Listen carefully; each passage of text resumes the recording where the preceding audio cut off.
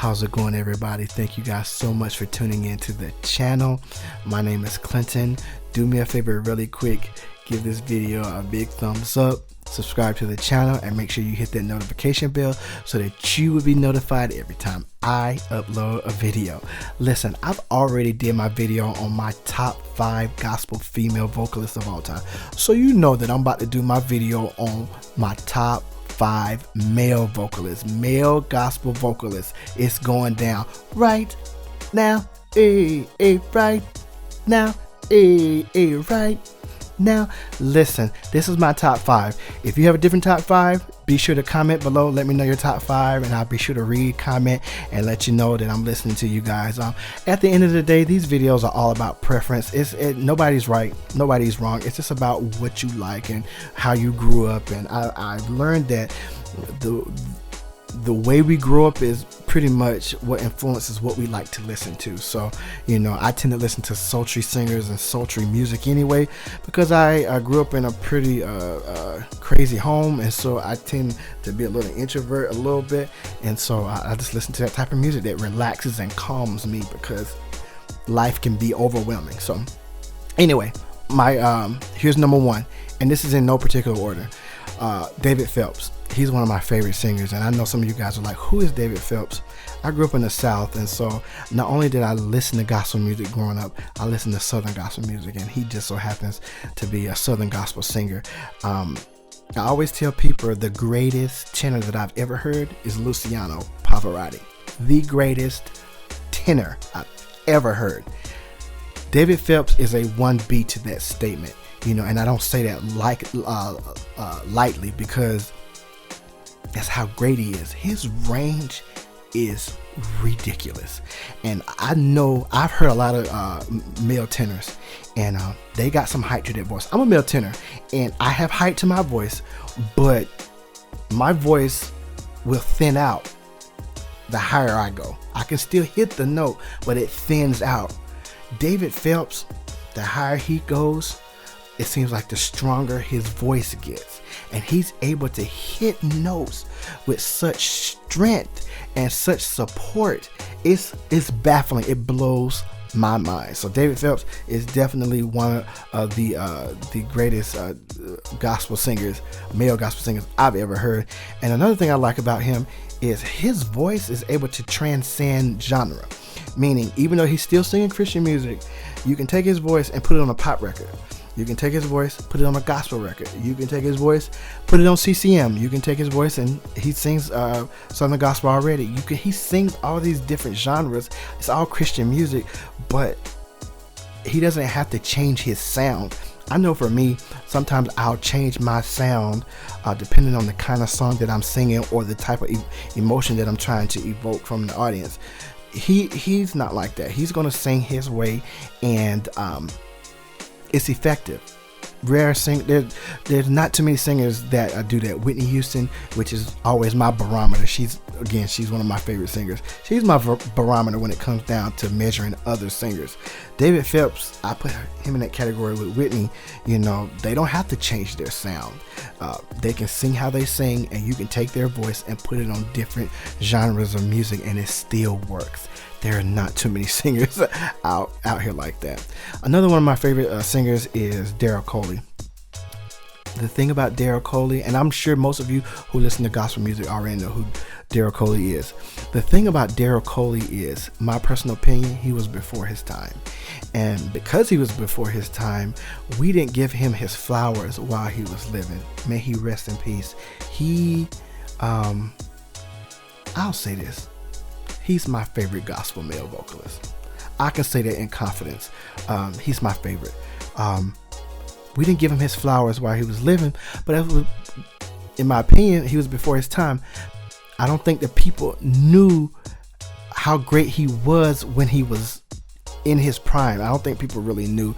Some people knew, but I don't think the overall general public knew how great of a vocalist he was. He influenced so many of today's vocalists. He was such a skilled singer. He was running and riffing before men were actually doing that. You know, you heard the ladies running and ripping, and you heard the agility from the female side of gospel singing, but you didn't really hear that on the male side. You heard a lot of belting. You heard a lot of flat foot singing, which, don't get me wrong, that's my favorite kind of singer, is a flat-footed, just straight, the singing type, you know, gospel singer. That's my favorite kind of singer. While Darryl Coleman could do that, his agility always shine bright. One of my favorite songs that he sings is When Sunday Comes. If you guys ever get a chance, just type in, right here on YouTube, type in Darryl Coleman, When Sunday Comes, and you're going to see him singing with a choir that's dressed in some African type robes, just like this. Well, not like this, but you know, they're dressed in some African robes, and you're going to see how amazing this guy is. Again, I like to preface these kind of singers, his anointing matched his skill level, which for me, I've noticed here recently that a lot of skilled singers, they don't carry the same level of anointing. I don't know why that is. I just feel like it becomes a whole lot. A lot of singers now focus so much on the skill, and they miss the message that they're trying to share. But that's another conversation for another day. Darryl Coleman, he was able to minister as well as give us a skilled performance. Another one of my favorite singers is Marvin Gaye.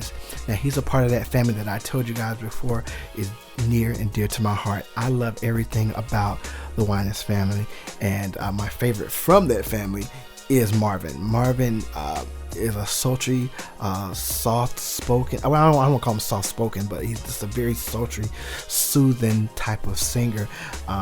Very skilled as well. I love what they were able to accomplish back in those days. Again, that family was able to cross over, and I love that about the Gaye family, because it lets me know if they can do it, then I can do it. I can definitely be an artist that can cross over, and I don't have to compromise who I am as a singer. I don't have to compromise what I believe. I believe that Jesus died on the cross. I believe he rose in 3 days, right? I believe in the gospel of Christ. That's what I believe. I don't have to compromise that in order to sing the kind of music that I want to sing. You know, they did that, and so they let me know if they can do it, then I definitely can do it. Another one of my favorite singers is Tone. Well, formerly known as Tone. He's now known as B. Slade. Again, I put him in that category with Darryl Coleman, a very skilled singer. Right now, I don't think there's a better male vocalist than him. To me, he's right now living. He's the standard, right? In my personal opinion, he's the standard. You know, again, I love the way he presented gospel music. He was very urban. He was, you know, he was crossing over. You know, he's amazing. He's an amazing writer. He's an amazing musician, and again, he's on that technical side of us. He has crazy agility.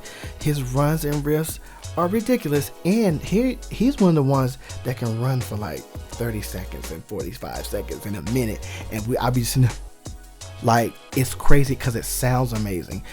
He's one of the few singers that are technical and that sounds amazing doing it. His placement is superb. It's fantastic. Again, I'm big on placement. When it comes to those runs and those riffs, you know, placement is everything, and so he knows how to perfectly lay that agility in the parts of the song where it needs to be added to add those bells and whistles to make the song interesting. So I definitely give my kudos out to Tone. And last but not least, BB Winans. Don't laugh at me, you guys. I really, really, really enjoy the Winans family. Everything that they've done in the late 80s and the early 90s, and even now, to me, they're trendsetters. There's the hierarchy of gospel families. There's the Hawkins family, there's the Clark family, and then there's the Winans family. The Winans family, they're near and dear to me, and BB Winans for sure. He is one of the vocalists that I studied growing up. Him, Luther Vandross, Peabo Bryson, Frank Sinatra. I study those kinds, and Sade. I studied their vocals, and I also studied their writing, and I studied their artistry, because for whatever reason, and only God knows, that's what resonated with me the most. BB is definitely one of my top 5 just artists, period. I just love the way he was able to sit in the pocket and just sing, and then CeCe would she would do all her trills, and she was singing the rafters, and BB would come back and be in the pocket, and he would rock that thing, and I'd be like, yes, he is my kind of singer. I love him. So again, we got David Phelps, Darryl Coleman, Marvin Gaye, B. Slade, Tone, and BB Winans. Those are my top 5 gospel male vocalists of all time. Listen, you guys, thank you guys so much for tuning in. This video got a little lengthy because I'm trying to keep these videos around 7 to 8 minutes, but it is what it is. Thank you guys for listening. If you guys got a different top 5, please drop those comments below. Let me know what you think. Again, thank you guys so much for tuning in, and I'll see you again with another video.